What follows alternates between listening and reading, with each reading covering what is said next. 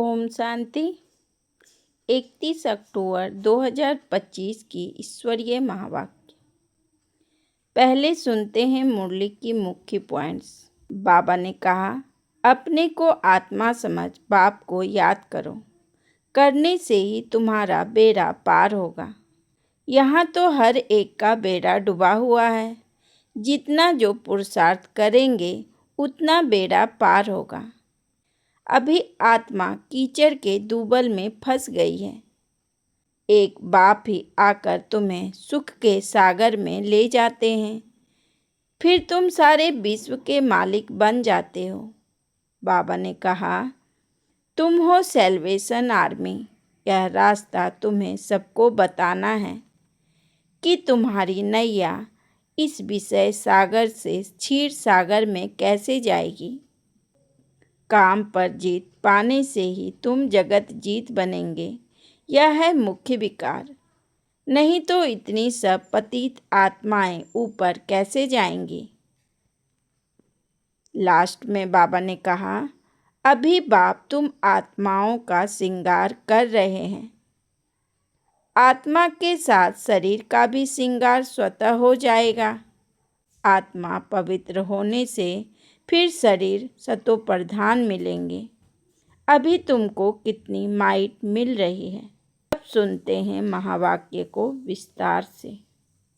मुरली का सार। मीठे बच्चे, तुम हो स्पिरिचुअल रूहानी इनकार्गनीटो सेल्वेशन आर्मी। तुम्हें सारी दुनिया को सेल्वेस करना है। डूबे हुए बेड़े को पार लगाना है। प्रश्न, संगम पर बाप कौन सी यूनिवर्सिटी खोलते हैं जो सारे कल्प में नहीं होती।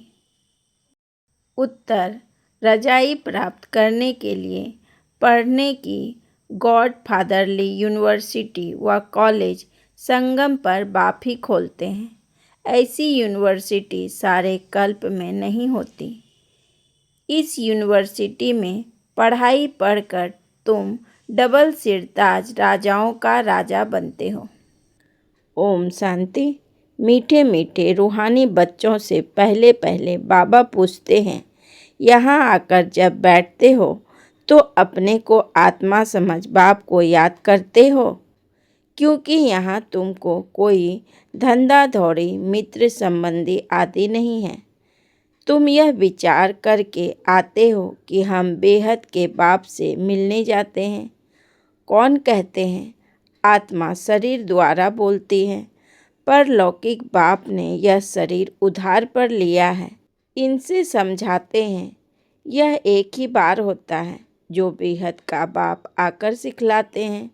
अपने को आत्मा समझ बाप को याद करने से तुम्हारा बेड़ा पार होगा। हर एक का बेड़ा डूबा हुआ है। जो जितना पुरुषार्थ करेंगे उतना बेड़ा पार होगा। गाते हैं ना, हे मांझी बेड़ी नैया मेरी पार लगाओ। वास्तव में हर एक को अपने पुरुषार्थ से पार जाना है। जैसे तैरना सिखलाते हैं, फिर सीख जाते हैं तो आपे ही तैरते हैं। वह सब है जिस्मानी बातें, यह है रूहानी बातें। तुम जानते हो आत्मा अभी कीचड़ के दूबल दलदल में फंस गई है। इस पर हिरन का भी मिसाल देते हैं। पानी समझ जाते हैं, परंतु वह होती है कीचड़, तो उनमें फंस पड़ते हैं। कभी कभी स्टीमर मोटरें आदि भी कीचड़ में फंस पड़ती हैं, फिर उनको सेल्वेस करते हैं। वह सब है सेल्वेशन आर्मी। तुम हो रूहानी। तुम जानते हो सब माया के दूबल में बहुत फंसे हुए हैं। इनको माया का दूबल कहा जाता है। बाप आकर समझाते हैं इनसे तुम कैसे निकल सकते हो। वह सेल्वेस करते हैं, उसमें मदद चाहिए आदमी को आदमी की। यहाँ तो फिर आत्मा जाकर दूबल में फंसी है। बाप रास्ता बताते हैं इनसे तुम कैसे निकल सकते हो, फिर दूसरों को भी रास्ता बता सकते हो। अपने को और दूसरों को रास्ता बताना है कि तुम्हारी नैया इस विषय सागर से क्षीर सागर में कैसे जाए। सतयुग को कहते हैं क्षीर सागर, अर्थात सुख का सागर। यह है दुख का सागर। रावण दुख के सागर में डुबोते हैं, बाप आकर सुख के सागर में ले जाते हैं। तुमको रूहानी सेल्वेशन आर्मी कहा जाता है। तुम श्रीमत पर सबको रास्ता बताते हो, हर एक को समझाते हो। दो बाप हैं, एक हद का, दूसरा बेहद का। लौकिक बाप होते हुए भी सब परलौकिक बाप को याद करते हैं, परंतु उनको जानते बिल्कुल नहीं। बाबा कोई ग्लानि नहीं करते हैं, परंतु ड्रामा का राज समझाते हैं। यह भी समझाने के लिए ही कहते हैं कि इस समय सभी मनुष्य मात्र 5 विकारों रूपी दलदल में फंसे हुए हैं। आसुरी संप्रदाय है, देवी संप्रदाय को आसुरी संप्रदाय जाकर नमन करते हैं, क्योंकि वह संपूर्ण निर्विकारी है। सन्यासियों को नमन करते हैं, वह भी घर बार छोड़कर जाते हैं, पवित्र रहते हैं। इन सन्यासियों और देवताओं में रात दिन का फर्क है। देवताओं का तो जन्म भी योग बल से होता है। इन बातों को कोई जानते नहीं। सब कहते हैं ईश्वर की गत मत न्यारी, ईश्वर का अंत नहीं पा सकते। सिर्फ ईश्वर व भगवान कहने से इतना लाभ नहीं आता है। सबसे अच्छा अक्षर है बाप। मनुष्य बेहद के बाप को नहीं जानते तो जैसे आर्फन है। मैगजीन में भी निकाला है। मनुष्य क्या कहते और भगवान क्या कहते हैं। बाप कोई गाली नहीं देते हैं, बच्चों को समझाते हैं, क्योंकि बाप तो सबको जानते हैं ना। समझाने के लिए कहते हैं। इनमें आसुरी गुण है, आपस में लड़ते रहते हैं। यहाँ तो लड़ने की दरकार नहीं। वह है कौरव अर्थात आसुरी संप्रदाय, यह है दैवी संप्रदाय। बाप समझाते हैं मनुष्य को मुक्ति व जीवन मुक्ति के लिए राजयोग सिखलाए, यह हो नहीं सकता। इस समय बाप ही तुम आत्माओं को सिखला रहे हैं। देह अभिमान देही अभिमानी में फर्क देखो कितना है। देह अभिमान से तुम गिरते आए हो। बाप एक ही बार आकर तुमको देही अभिमानी बनाते हैं। ऐसे नहीं कि तुम सतयुग में देह से संबंध नहीं रखेंगे। वहाँ यह ज्ञान नहीं रहता कि मैं आत्मा परमपिता परमात्मा की संतान हूँ। यह ज्ञान अभी ही तुमको मिलता है, जो प्राय लोप हो जाता है।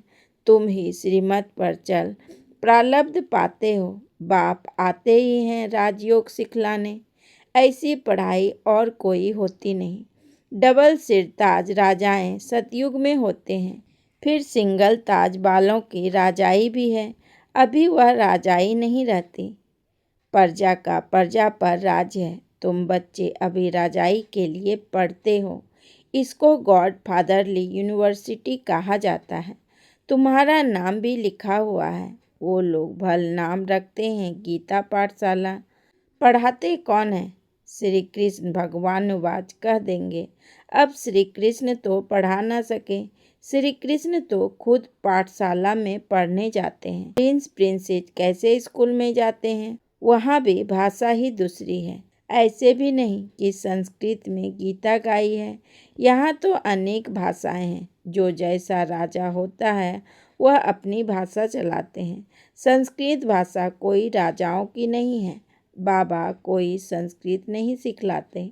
बाप तो राजयोग सिखलाते हैं सतयुग के लिए। बाप कहते हैं काम महाशत्रु है, इस पर जीत पहनो। प्रतिज्ञा कराते हैं। यहाँ जो भी आते उनसे प्रतिज्ञा कराई जाती है। काम पर जीत पाने से तुम जगत जीत बनेंगे। यह है मुख्य विकार। यह हिंसा द्वापर से चलती आती है, जिससे वाम मार्ग शुरू हुआ। देवताएं कैसे वाम मार्ग में जाते हैं? उनका भी मंदिर है, वहाँ बहुत छी चित्र बनाए हैं। बाकी वाम मार्ग में कब गए उनकी तिथि तारीख तो है नहीं। सिद्ध होता है काम चिता पर बैठने से काले बनते हैं, परंतु नाम रूप तो बदल जाता है ना। काम चिता पर चढ़ने से आयरन एजेड बन पड़ते हैं। अभी तो 5 तत्व भी तमो प्रधान है ना, इसलिए शरीर भी ऐसे तमो प्रधान बनते हैं। जन्म से ही कोई कैसे हो पड़ते हैं वहाँ तो एकदम सुंदर शरीर होते हैं। अभी तमो प्रधान होने के कारण शरीर भी ऐसा है। मनुष्य ईश्वर, प्रभु आदि भिन्न भिन्न नामों से याद करते हैं, परंतु उन विचारों को पता ही नहीं है। आत्मा अपने बाप को याद करती है, हे बाबा आकर शांति दो। यहाँ तो कर्मेंद्रियां से पाठ बजा रहे हैं, तो शांति कैसे मिलेगी? विश्व में शांति थी जबकि इन लक्ष्मी नारायण का राज्य था, परंतु लाखों वर्ष कल्प की आयु कह दी है, तो मनुष्य बेचारे कैसे समझेंगे? जब इनका देवताओं का राज्य था तो एक राज एक धर्म था, और कोई खंड में ऐसे नहीं कहते कि एक धर्म एक राज्य हो। यहाँ आत्मा मांगती है एक राज्य हो। तुम्हारी आत्मा जानती है अब हम एक राज्य स्थापन कर रहे हैं, वहाँ सारे विश्व के मालिक हम रहेंगे। बाप हमको सब कुछ दे देते हैं, कोई भी हमसे राजाई छीन नहीं सकते। हम सारे विश्व के मालिक बन जाते हैं। विश्व में कोई सूक्ष्म वतन मूल वतन नहीं आता। यह सृष्टि का चक्र यहाँ ही फिरता रहता है। इसको बाप जो रचयिता है वही जानते हैं। ऐसे नहीं कि रचना रचते हैं। बाप आते ही हैं संगम पर पुरानी दुनिया से नई बनाने। दूर देश से बाबा आया हुआ है। तुम जानते हो नई दुनिया हमारे लिए बन रही है। बाबा हम आत्माओं का श्रृंगार कर रहे हैं, उसके साथ फिर शरीर का भी श्रृंगार हो जाएगा। आत्मा पवित्र होने से फिर शरीर भी सतो प्रधान मिलेंगे। सतो प्रधान तत्व से शरीर बनेंगे। इन्हों का सतो प्रधान शरीर है ना, इसलिए नेचुरल ब्यूटी रहती है। गाया भी जाता है रिलीजियस इस माइट। अब माइट मिलती कहाँ से? एक ही देवी देवता का रिलीजियस है जिससे माइट मिलती है। यह देवताएं ही सारे विश्व के मालिक बनते हैं और कोई विश्व के मालिक नहीं बनते। तुमको कितनी माइट मिलती है? लिखा हुआ भी है, आदि सनातन देवी देवता धर्म की स्थापना शिव बाबा ब्रह्मा द्वारा करते हैं। यह बातें दुनिया में कोई जानते थोड़े ही हैं। बाप कहते हैं मैं ब्राह्मण कुल स्थापन करता हूँ, फिर उन्हों को सूर्यवंशी डिनास्टी में ले आता हूँ। जो अच्छी रीति पढ़ते हैं वह पास हो सूर्यवंशी में आते हैं। है सारे ज्ञान की बात। उन्होंने फिर स्थूल बाण हथियार आदि दिखाए हैं। बाण चलाना भी सिखलाते हैं। छोटे बच्चों को भी बंदूक चलाना सिखलाते हैं। तुम्हारा फिर है योग बाण। बाप कहते हैं मामेकम याद करोगे तो तुम्हारे भी कर्म विनाश होंगे। हिंसा की कोई बात नहीं है। तुम्हारी पढ़ाई भी है गुप्त। तुम हो स्पिरिचुअल रूहानी सेल्वेशन आर्मी। यह कोई को मालूम नहीं है कि रूहानी आर्मी कैसे होती है। तुम हो इनकॉग्निटो स्पिरिचुअल रूहानी सेल्वेशन आर्मी। सारी दुनिया को तुम सेल्वेस करते हो। सबका बेड़ा डूबा हुआ है, बाकी सोने की लंका कोई है नहीं। ऐसे नहीं कि सोने की द्वारिका नीचे चली गई है, वह निकल आएगी, नहीं। द्वारिका में भी इनका राज्य था, परंतु सतयुग में था। सतयुगी राजाओं की ड्रेस ही अलग होती है, त्रेता की अलग। भिन्न भिन्न ड्रेस, भिन्न भिन्न रस्म रिवाज होती है। हर एक राजा की रस्म रिवाज अपनी अपनी। सतयुग का तो नाम लेते ही दिल खुश हो जाती है। कहते हैं स्वर्ग पैराडाइज, परंतु मनुष्य कुछ भी जानते नहीं।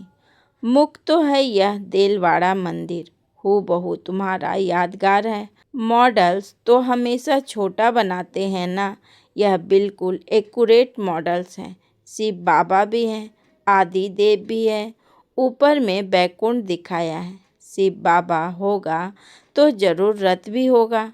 आदि देव बैठा है, यह भी किसको पता नहीं है। यह शिव बाबा का रथ है। महावीर ही राजाई प्राप्त करते हैं। आत्मा में ताकत कैसे आती है यह भी तुम अभी समझते हो। घड़ी घड़ी अपने को आत्मा समझो। हम आत्मा सतो प्रधान थीं तो पवित्र थीं। शांति धाम सुख धाम में जरूर पवित्र ही रहेंगे। अब बुद्धि में आता है, कितनी सहज बात है। भारत सतयुग में पवित्र था, वहाँ अपवित्र आत्मा रह न सके। इतनी सब पतित आत्माएं ऊपर कैसे जाएगी? जरूर पवित्र बनकर ही जाएगी। आग लगती है, फिर सभी आत्माएं चली जाएंगी, बाकी शरीर रह जाते हैं। यह सब निशानियां भी हैं। होलिका का अर्थ कोई समझते थोड़े ही हैं। सारी दुनिया इसमें स्वाहा होनी है। यह ज्ञान यज्ञ है। ज्ञान अक्षर निकाल बाकी रुद्र यज्ञ कह देते हैं। वास्तव में यह है रुद्र ज्ञान यज्ञ। यह ब्राह्मणों द्वारा ही रचा जाता है। सच्चे सच्चे ब्राह्मण तुम हो। प्रजापिता ब्रह्मा की तो सब औलाद है ना। ब्रह्मा द्वारा ही मनुष्य सृष्टि रची जाती है। ब्रह्मा को ही ग्रेट ग्रेट ग्रैंडफादर कहा जाता है। इनका सिजरा होता है ना, जैसे अलग अलग बिरादरी की सिजरा रखते हैं। तुम्हारी बुद्धि में है कि मूल वतन में है आत्माओं का सिजरा। कांदे मुजीब, शिव बाबा, फिर ब्रह्मा विष्णु शंकर, फिर लक्ष्मी नारायण आदि, ये सब हैं मनुष्य के सिजरे। अच्छा, मीठे मीठे सिक्की लदे बच्चों प्रति माता पिता बाप दादा का याद प्यार और गुड मॉर्निंग। रूहानी बाप की रूहानी बच्चों को नमस्ते। हम रूहानी बच्चों की रूहानी बाप दादा को पदम गुना नमस्ते नमस्ते नमस्ते। Good morning. शुक्रिया बाबा, शुक्रिया। धारणा के लिए मुख्य सार।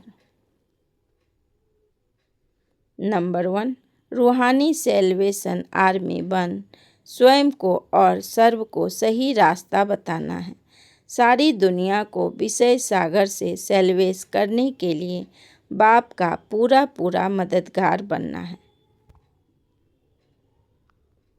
नंबर 2, ज्ञान योग से पवित्र बन आत्मा का श्रृंगार करना है, शरीर का नहीं। आत्मा के पवित्र बनने से शरीर का श्रृंगार स्वतः हो जाएगा। वरदान, किनारा करने के बजाय हर पल बाप का सहारा अनुभव करने वाले निश्चय बुद्धि विजयी भव। किनारा करने के बजाय हर पल बाप का सहारा अनुभव करने वाले निश्चय बुद्धि विजयी भव। विस्तार में बाबा ने कहा, विजयी भव की वरदानी आत्मा हर पल स्वयं को सहारे के नीचे अनुभव करती है। उनके मन में संकल्प मात्र भी बेसहारे व अकेलेपन का अनुभव नहीं होता। कभी उदासी या अल्पकाल के हद का वैराग्य नहीं आता। वे कभी किसी कार्य से, समस्या से, व्यक्ति से किनारा नहीं करते, लेकिन हर कर्म करते हुए, सामना करते हुए, सहयोगी बनते हुए बेहद की वैराग्य वृत्ति में रहते हैं। स्लोगन, एक बाप की कंपनी में रहो और बाप को अपनी कंपेनियन बनाओ। एक बाप की कंपनी में रहो और बाप को अपनी कंपेनियन बनाओ। अच्छा, ओम शांति, ओम शांति, ओम शांति।